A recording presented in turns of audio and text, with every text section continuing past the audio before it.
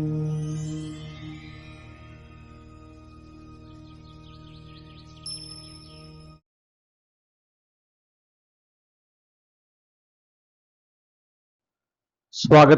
సుస్వాగతం గాయత్రి జ్యోతిష్ కేంద్రానికి. నేను మీ వంశీ ఆస్ట్రో. శ్రీ వాల్మీకి విరచిత శ్రీమద్ రామాయణం అయోధ్యాకాండము 4వ సర్గ. తరువాత దశరథుడు మంత్రులతో మరలా దీర్ఘంగా ఆలోచించాడు. మరునాడే పుష్యమి నక్షత్రము. అందుకని ఆలస్యం లేకుండా రాముణ్ణి మరునాడు పుష్యమి నక్షత్ర ఘడియలలో పట్టాభిషిక్తుని చేయవలనని నిశ్చయించాడు. మంత్రులందరూ ఆ నిర్ణయానికి తమ ఆమోదము తెలిపారు. తరువాత దశరథుడు సభాభవనము నుండి తన అంతఃపురమునకు వెళ్ళాడు. సుమంతుని పిలిచి రాముని తన మందిరమునకు తీసుకొని రమ్మని ఆదేశించాడు. దశరథుని ఆదేశానుసారము సుమంతుడు రాముని వద్దకు వెళ్ళాడు. ఇప్పుడేగా తండ్రి గారి వద్ద నుండి వచ్చాను, మరలా ఎందుకు వచ్చావు అని అడిగాడు. దశరథ మహారాజు గారు తమరిని చూడాలి అని అనుకుంటున్నారు. మీరు మీ తండ్రి గారి వద్దకు వెళ్ళాలో లేదో మీరే నిర్ణయించుకోండి అని అన్నాడు సుమంతుడు. మారు మాట్లాడకుండా రాముడు సుమంతునితో కూడా దశరథుని వద్దకు వచ్చాడు. తండ్రి గారికి నమస్కరించి ఆయన ఎదుట చేతులు కట్టుకొని నిలబడ్డాడు రాముడు.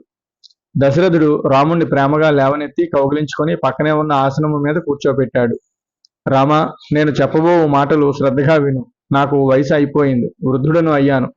రాజభోగములు తనివి తీరా అనుభవించాను. ఎన్నో యజ్ఞములు యాగములు చేశాను. ఈ భూలోకంలో సాటిలేని మేటి వీరులను సంతానంగా కలిగి ఉన్నాను. దేవరుణము, ఋషురుణము, పితృరుణము, విప్రరుణము, ఆత్మరుణము తీర్చుకున్నాను. ఇంకా నీ పట్టాభిషేకము మాత్రమే మిగిలి ఉన్నది. నీవు ఈ అయోధ్యకు రాజు కావాలి అని ప్రజలందరూ కోరుకుంటున్నారు.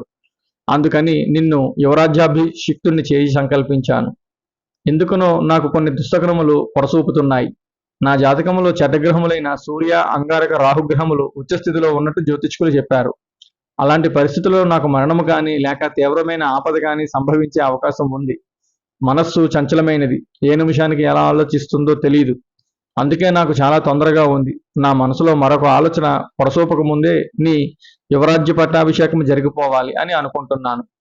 ఈరోజు పునర్వసు నక్షత్రము, రేపు చంద్రుడు పుష్యమి నక్షత్రంలో ఉంటాడు. ఆ శుభముహూర్తములో నీ పట్టాభిషేకం జరిగిపోవాలి.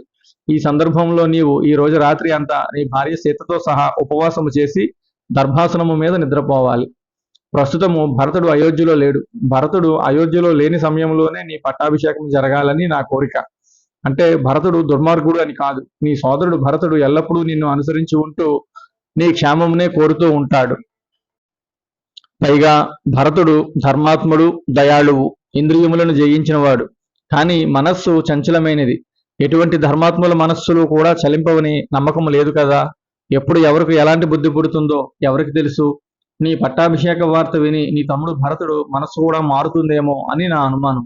అందుకని ఈ తొందర. ఇంక నీవు వెళ్ళవచ్చు అని పలికాడు దశరథుడు.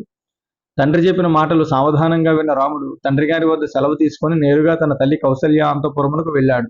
రాముని పట్టాభిషేక వార్త అంతకు మునుపే కౌసల్యకు తెలియడంతో ఆమె సీతను, సుమిత్రను, లక్ష్మణుణ్ణి తన వద్దకు పిలిపించుకుంది. కౌసల్య పట్టుబట్టలు ధరించి లక్ష్మీదేవికి పూజ చేస్తూ ఉంది. ఆమె పక్కనే సుమిత్ర, సీత, లక్ష్మణుడు కూర్చొని ఉన్నారు. రాముడు వచ్చి తల్లి కౌసల్యకు, సుమిత్రకు నమస్కరించాడు. ఆమెతో ఇలా అన్నాడు. అమ్మ, తండ్రి గారు నన్ను ఇక నుంచి ప్రజాపాలన చూడమన్నారు. అందుకని నన్ను యువరాజుగా పట్టాభిషిక్తుని నిశ్చయించారు. రేపే యువరాజ్య పట్టాభిషేకం. ఈ రోజు రాత్రి అంతా నేను, నా భార్య సీత ఉపవాసము చేసి దర్భాసనము మీద నిద్రించవలనని ఋత్విక్కులు తండ్రి గారు ఆదేశించారు. అమ్మ, నీవు నాకు, సీతకు రేపు జరగబో శుభకార్యములకు చేయవలసిన మంగళకర కార్యక్రమములు జరిపించు అని అన్నాడు. తన కుమారునికి యువరాజ్య పట్టాభిషేకము అని తన కుమారుడి నోటి నుండి విని ఆ తల్లి పొంగిపోయింది. ఆమె కండ్ల వెంట ఆనంద భాష్పాలు రాలాయి. వత్స, రామ, చిరంజీవిగా వర్ధిల్లు. నీవు, నీ తమ్ములకు, నీ తల్లి సుమిత్రకు సంతోషము కలుగు చెయ్యి నాయన. నీవు పుట్టిన వేళా విశేషము చాలా మంచిది. నీవు నీ మంచి గుణములతో నీ తండ్రిని సంతోషింపజేశావు. నేను శ్రీ మహావిష్ణువుకు, లక్ష్మీదేవికి చేసిన పూజలు అన్నీ ఫలించాయి. అందుకే ఇక్ష్వాకు వంశానికి రాజు అవుతున్నావు. సుఖంగా వర్ధిల్లు అని మనసారా దీవించింది. తల్లి దీవెనలు అందుకున్న రాముడు లక్ష్మణుని చూచి ఇలా అన్నాడు. సోదరా లక్ష్మణ, ఈ పట్టాభిషేకము నాకు కాదు, మన ఇద్దరికి. మనం ఇద్దరం ఒకరికి ఒకరం తోడుగా రాజ్యపాలన చేద్దాం. నీవు నాకు రెండో ఆత్మ. అందుకే నీవే ఈ అయోధ్యకు యువరాజువు. నీ ఇష్టం వచ్చినన్ని రాజభోగములు అనుభవించు, పరిపాలన సాగించు. అసలు నీకోసమే నేను ఈ యువరాజ్య పట్టాభిషేకం చేసుకుంటున్నాను అని అన్నాడు. తరువాత సీతారాములు కౌసల్యకు, సుమిత్రకు నమస్కరించి తమ మందిరమునకు వెళ్ళిపోయారు. ఇది వాల్మీకి విరచిత శ్రీమద్ రామాయణం అయోధ్యాకాండము 4వ సర్గ సంపూర్ణము. ఓం తత్సత్. ఓం తత్సత్. ఓం తత్సత్.